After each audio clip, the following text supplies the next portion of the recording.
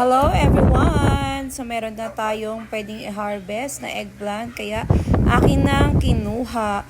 Bali 3 peraso po pala ang akin nakuha dyan, yung 2 maliliit at saka isang medyo mahaba. And wait, may nakita akong aming kapitbahay nagpapastol ng kanyang kambing.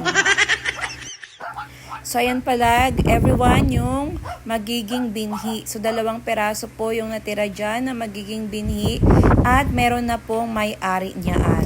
So, yesterday, nabanggit pala ni Madam Dami na marami daw palang bunga yung aking sili, kaya aking i-harvest yan. At si ate, ayan, nakikipagmarites sa akin, kaya nakipagmarites tayo saglit. So, ayan everyone, harvest tayo ng sili at ito, ihahatid ko nga kay Madam Damin dito lang sa aming tapat kasi nakita niya may hinog, sabi ko baka gusto niya at ating ibigay doon. So, ayan, o diba, tingnan nyo naman ang sumalubong sa akin ang mga cute niyang alagang mga doggies.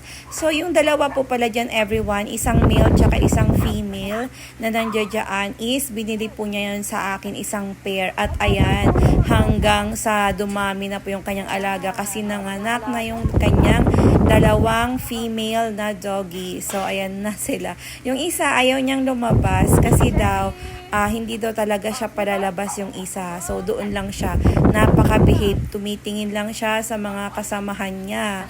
O, diba nakita nyo naman yun? Tsaka, iba yung kulay nun ando doon na isa, white and brown. Ito, mga 2 color, 3 colors naman. O, ayan yung nanay ng color brown na nando doon. Kasi, ang kanyang tatay ay Shih Tzu. Kaya, ayan. O, diba? Ang ganda ng combination. So, ayan, everyone. Nagatid lang tayo ng sili doon kay Madam. So, before is wala siyang alaga ng mga ganyan. Pero, ayan, nahikayat ko siyang mag-alaga rin ng mga doggies. O, diba? Napaka-behave lang din yung isa, no? O, tinan yung isa na maliit. Rin, hyper din. O, diba? So, ganyan po yan sila, everyone. O, sino ka pa yan? Diba?